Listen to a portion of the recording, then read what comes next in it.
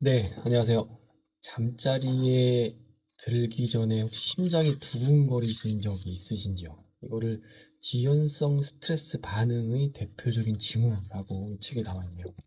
지금 뭐 읽고 있냐면요. 회복 탄력성의 뇌과학. 독서모임 천독에서 두 번째 도서를 읽고 있고, 이사하느라고 정신이 없어서 체력이 안 돼서 첫날은 제가 빼먹었습니다. 그래서 날마다 책 읽고, 책에 대한 생각을 남기고, 그리고 공정 확인하고 하는 시간을 가지고 있습니다. 신기하더라고요. 여기 리즈라는 주인공이 나오는데 리즈라는 주인공이 정말로 의지가 강한 친구입니다. 그런데 갑자기 번아웃이 와요. 그러면서 이 저자한테 가서 질문을 하죠. 내가 정말 의지도 강하고 이런 자기 개발서도 많이 있고 잘하는 거 알잖아. 근데 나 지금 아무것도 못하겠어. 이렇게 상담을 하러 옵니다. 그런데 거기에 대해서 저자가 이렇게 말해줘요. 잠시만요. 찾고 있는데 네.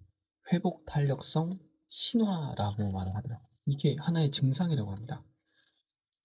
그러니까 여기 이렇게 말하거든요. 너도 알잖아. 내가 회복 탄력성 하나는 끝내준다라는 걸.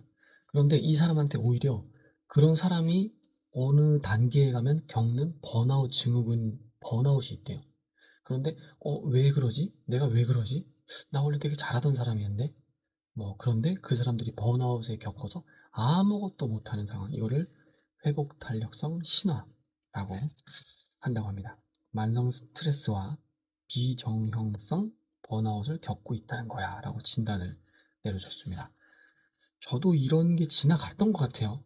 아니면 지금 겪고 있을 수도 있고 잘 모르겠습니다. 아무튼 이 저자는 이렇게 5가지 이런 그 회복 탄력성에 관해서, 그리고 우리가 스트레스 받는 거에 관해서, 이 스트레스가 인생의 커다란 역설로 하나로 다가오는데 우리가 인간으로서 할 수 있는 가장 흔한 경험이고, 이 스트레스를 어떻게 잘 다루고 어떻게 좋은 스트레스를 가져오고, 그러니까 없애지 못하는 스트레스가 있대요.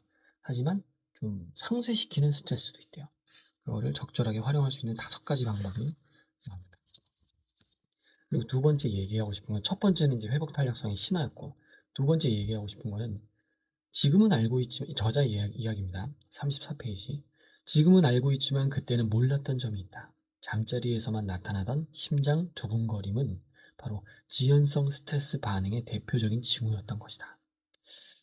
여러분도 잠자리에 들면 두근거린 적 있으셨나요? 저는 잘 기억 안 나는데 최근에 저희 팀장님이 대표님한테 깨지고 나서, 대표님한테 깨진 건 아니죠. 대표님이 어떤 지시를 내렸는데 그날 잠이 안 왔대요. 심장이 두근거려가지고. 그 이야기가 기억나는 거예요. 저는 사실 이런 경험이 없을 정도로 좀 무딘 사람인데, 제가 심장 두근거릴 때는 하나예요. 누군가한테 불편한 이야기를 해야 될 때, 그 불편한 이야기를 하기 전까지도 저는 어떤 생각을 하냐면, 이거 그냥 내가 끌어안고 갈 수 없나? 내가 처리할 수 없나?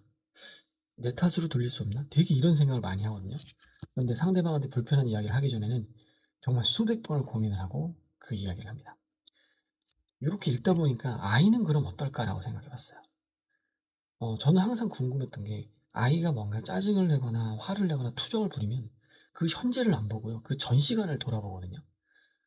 아침에 친구랑 싸웠다든지, 아침에 자기가 원하는 걸 못했다든지. 근데 이게 쌓이면 저녁에 부모한테 화풀이를 해요.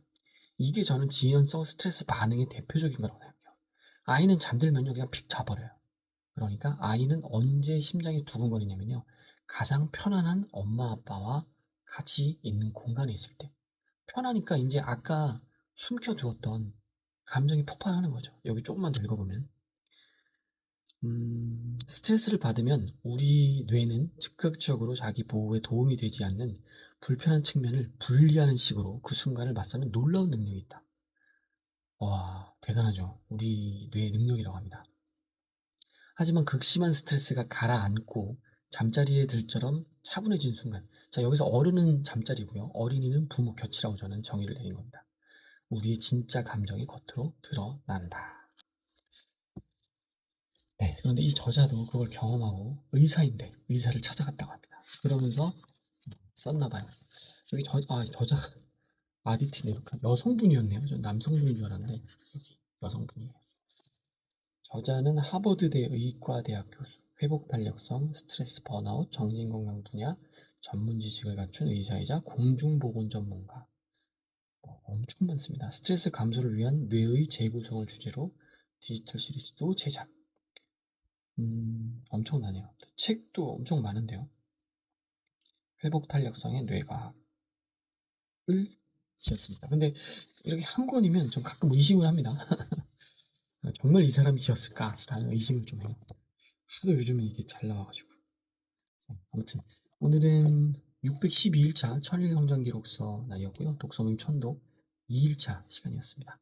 긍정학원하고 맞춰보겠습니다. 나는 1000명의 성공을 돕는 독서모임 천독을 수많은 사람들과 즐겁게 하고 있어 행복하다입니다.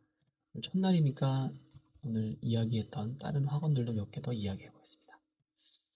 아침에 일어나면 톡방에 자기 전에 한번 긍정학원 외치고 마음속으로 자고 일어나서 한번 외치고. 근데 이건 또 이제 저만의 비법인데 이것도 하나 말씀드릴게요. 이게 좀 무한할 수 있는데 여러분 화장실을 갑니다. 화장실을 가서 그 소변과 대변을 보죠. 근데 소변과 대변을 볼 때 우리도 모르게 이렇게 기분이 좋아지거든요. 이것도 뭐 있죠. 그 갑자기 어떤 심리학자가 대변을 볼 때 그런 뭐 어떤 쾌락 그게 어디로 이어진다 뭐 이런 것도 있었고. 그런데 그 서울대학교 간 천재들이라는 그 천재들의 공부법이라는 책에 보면 공부를 하기 전에 되게 기분 좋은 상태를 만들고 공부를 해요. 그냥 자리에 딱 앉아서 공부하는 게 아니라. 그래서 우리가 책상에 앉을 때 주변을 정리하고 그럼 기분 좋아지죠. 그다음 공부하면 훨씬 더 잘 되거든요. 그거랑 똑같은데 화장실에 갔을 때 그 뭔가를 우리가 변을 볼 때 소변이든 대변이든 기분이 좋잖아요. 그럼 그때 저는 화원을 한번 외쳐요. 외치는데 1초밖에 안 걸린단 말이에요. 그러면 그 학원이 이루어질 거라고 저는 생각하는 거죠. 이게 또 저의 하나의 습관이니까 혹시 도입해 볼 분들은 해보시고 상당히 이거 유용합니다. 왜냐면 그 시간에 진짜 아무것도 안 하거든요. 밥 먹을 때 할까 했는데 밥 먹을 때는 제가 음식 생각에 몰두를 하더라고요. 잘 안 돼요. 사람들이랑 같이 먹을 때도 있고 혼자 먹을 때도 있고. 또 이야기가 샜는데 아무튼 긍정 학원 첫 번째는 1000명을 그 독서 모임 잘한다였고 두 번째 매년 새로운 도전을 하는 사람이다. 나는 글쓰는 하는 사람이고 올해 내 책을 냈다. 3번 나는 운동을 하면서 건강을 챙기는 사람이며 잠자는 건 먹을 걸 조절하며 나의 신체를 잘 챙긴다. 나는 사업가이며 백만장자 메신저가 되고 이론 서비스를 제공하게 되는 사람이다. 하루의 시작은 내 가족에 대한 사랑으로 시작하며 출근하기 전 다 포옹을 해주고 간다. 나는 둘째와 함께 영어를 자유롭게 하는 그날까지 아파트 여행을 한다. 여기 가로치고 적어놨는데 첫째는 좀 아쉽지만 네, 그만하게 됐습니다. 이게 참 아쉽습니다. 제가 좀 더 잘했어야 하는데 아쉬움이 좀 남습니다. 가끔 고민을 해요. 내가 회사 안 다니고 집에 있었으면 달라졌을까? 근데 옆에 써놨습니다. 똑같겠죠. 그리고 나는 긍정 에너지가 무한히 생산되며 나의 풍요 에너지가 무한히 생산된다. 내 주위 사람들은 나로 인해 행복해진다. 나의 미소는 세상에서 가장 온화하며 세상의 모든 사람들과 모든 만물이 나를 향해서 미소 지어준다. 오늘 출근하면 무슨 일이 생길지 기대가 되며 꼭 하나를 발견하게 되고 그것은 상당히 즐거운 일이며 흥미로운 사건일 수도 있다. 나는 성악을 배워서 노래 한 곡을 불렀으며 내가 노래한 영상을 기록으로 남겼다. 입니다. 네, 여러분들 하루 응원합니다. 감사합니다.